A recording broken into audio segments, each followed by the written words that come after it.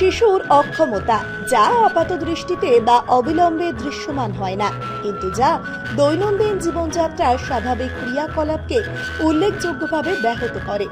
এই শিশুদের বোঝা, তাদের পাশে থাকা এবং সঠিকভাবে গাইড করা আমাদের সকলের দায়িত্ব। কিভাবে তাদের সঙ্গে মিশতে হবে সে সম্পর্কে আয়োজন করা হয় এক সচেতনতা শিবির, যার পোশাকি নাম ইচ্ছে ডানা। ইচ্ছে ডানা পা দিল দ্বিতীয় বর্ষে। এই অনুষ্ঠানের আয়োজন করেন বিশিষ্ট শিশু রোগ বিশেষজ্ঞ ডক্টর সুমন্ত ভট্টাচার্য। ডক্টর ভট্টাচার্য বলেন, অটিজম কোনো বাধা নয়, এ এক ভিন্ন রঙের পৃথিবী। Swimming is also a very important, not only for the physical, mental, but also a important protective mechanism. প্রত্যেকটা বাচ্চার মা বাবার উচিত যে তার বাচ্চাকে অ্যাটলিস্ট একটা বয়সের পর সুইমিং এ অ্যাটেন্ড করানো।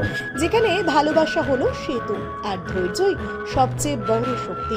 একটু সময়, একটু যত্ন, একটু সহানুভূতি, এই সামান্য চেষ্টাই তাদের জীবনে আনতে পারে বিশাল পরিবর্তন।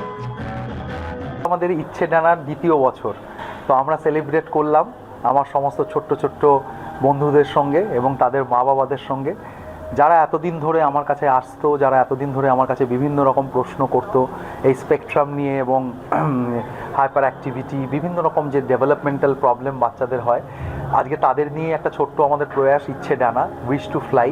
সো আজকে আমরা দ্বিতীয় বছরে পদার্পণ করলাম এবং খুব সাকসেসফুলি সেটা হলো আপনাদের প্রত্যেকের সহযোগিতায় এবং আপনাদের প্রত্যেকের এই আমাদের সাথে থাকা, এই বছরের পর বছর ধরে আমাদের হাতে হাত মিলিয়ে একসাথে চলা, এই জিনিসটা আজকে আমাদের এই প্রোগ্রাম, এই যে ইচ্ছে ডানা, এটাকে সাফল্য মণ্ডিত করলো। সেই জন্য আমি ভীষণ খুশি এবং আশা করি আপনারা যারা এখানে এসছেন, যারা আপনারা আমাদের এই ছোট্ট প্রয়াসের একটা অংশীদার হয়েছেন, তাদের আশা করি খুব ভালো লেগেছে। অ্যাকচুয়ালি তার উদ্দেশ্য হচ্ছে যে আমার মেন উদ্দেশ্য যে আমরা তো সবসময় ডাক্তারের কাছে যাই, বিভিন্ন রকম প্রবলেম নিয়ে বলি, কিন্তু না, এই আমাদের বাচ্চারা, মানে আমি চাই, I don't want to be there only professional doctor, I do want to be there personal guardian.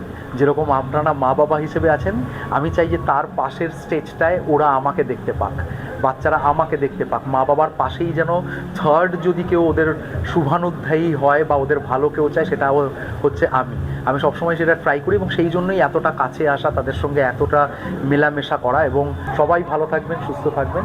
Thank you so much. শিশুদের মনোরঞ্জনে ছিল ম্যাজিক।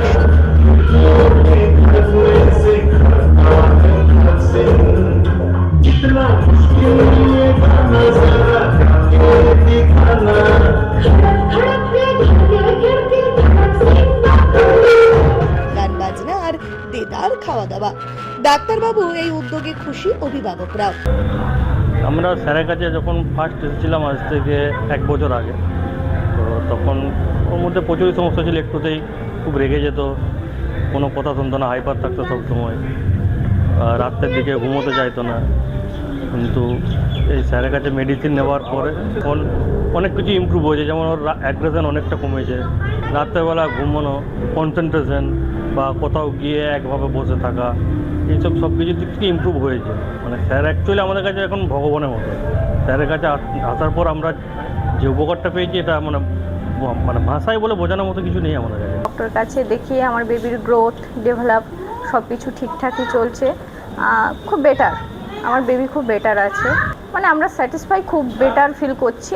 আমার বেবি অনেক মানে ভালো আছে ওনাকে দেখিয়ে। আমি স্যারকে দেখাচ্ছি 2022 থেকে।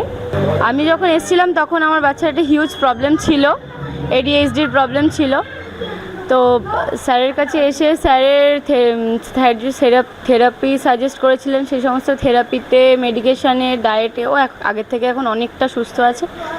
তো স্যারকে আমি একটা থ্যাংক ইউ জানাতে চাই আমার ছেলেকে এতটা হেল্প করার জন্য, যাতে একটা নর্মাল লাইফ পরে লিড করতে পারে। বাচ্চা আমার ময়ূর চক্রবর্তী, যখন ওকে এনেছিলাম তখন ওর অল্প অল্প বাবলিং ছিল, কিন্তু কখনো মা বাবা সেইভাবে ও বলতে পারতো না। তা আমরা খুব ভেঙে পড়েছিলাম যে কি হবে। থেরাপিতে যেতাম, থেরাপিতে কিছুদিন ঠিক হয়, তারপরে আবার বন্ধ করলে আবার পুনরায় ফিরে আসে, ঠিক হতে চায় না।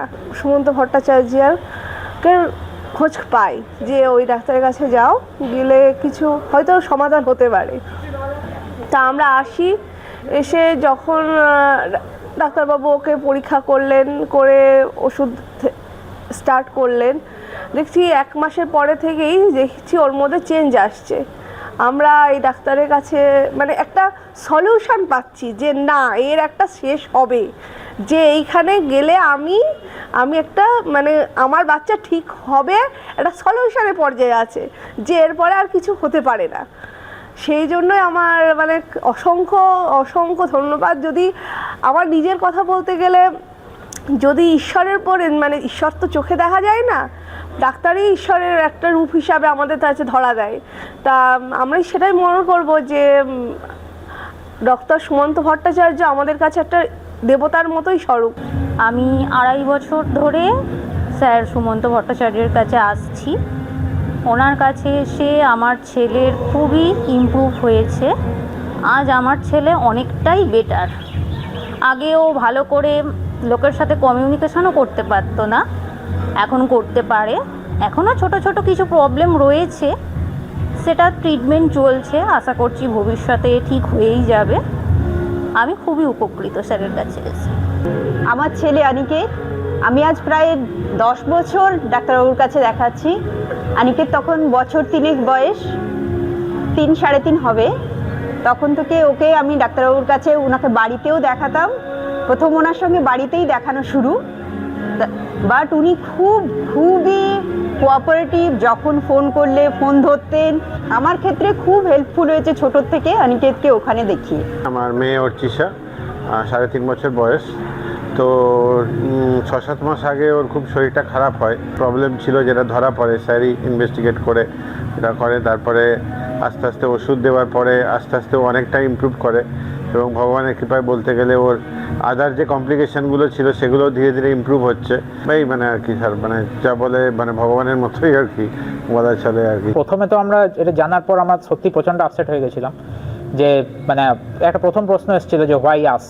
লাস্ট 1 বছর সেই স্যারের ট্রিটমেন্টে আছি, এবং যে আই কন্ট্যাক্টর একদম ছিল না, আই কন্ট্যাক্টটা যথেষ্ট ইমপ্রুভ হয়েছে, আর আশা করি ভবিষ্যতে আরও ইমপ্রুভ হবে। এখন ওগুলো অনেক ইমপ্রুভ হয়েছে, মানে এখন কোথাও গেলে ও মজা পায়, এনজয় করে। আগে ওর একটা নিজস্ব আলাদা রকমভাবে থাকতো, সবার থেকে সেপারেট, মানে অন্য বাচ্চাদের সাথেও অতটা খেলতে পারতো না, মানে নিজের মতন করে একটা থাকতো। এখন মানে যে কোনো সবার কাছে থেকে যায়, সবার সাথে সহজে মিশে যায়। এই জিনিসগুলো ওর অনেক ইমপ্রুভ হয়েছে।